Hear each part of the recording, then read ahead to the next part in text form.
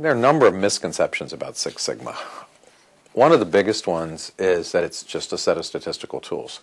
Because it is a set of statistical tools, there's so many tools that are used, so many tools that are new to many organizations, weren't used before because we didn't have good software, we didn't have an easy way to use these tools. Only a few people in the company were trained to use these tools, so there were great examples of them, but there were very few examples. Now we can apply these widespread across the company. So people get so fascinated with the tools, they think that's all Six Sigma is the tools. They forget that you've got to tie the projects to the business plan. You've got to tie it to your strategic plan. You've got to tie it to the things that are most important to the company. You've got to have the leadership. And many times solving the problem, which we can do with the tools, is not enough. The hard part is really implementing the solution. It's breaking through the resistance to change that's in every organization.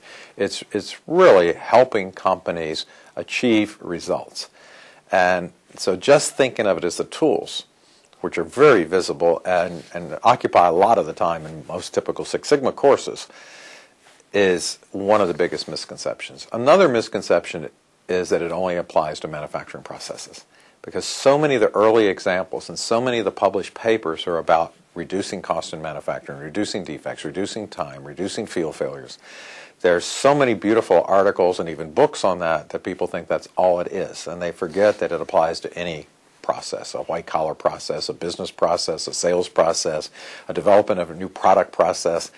So they see it rather narrowly. Another misconception is that it's difficult. People look at these methods, or they remember them from their college days when it took them, 10 hours to do a regression model homework assignment, and they say, oh my gosh, we can't have people in the company doing this. They just don't realize with the modern software and the way that we teach it and the way that people can catch on now to really complex methods and apply them in a real-world situation. They just don't understand that everyone in the company can use these methods and tools. It's not just for a few specialists. It's not just for a few people who have engineering degrees.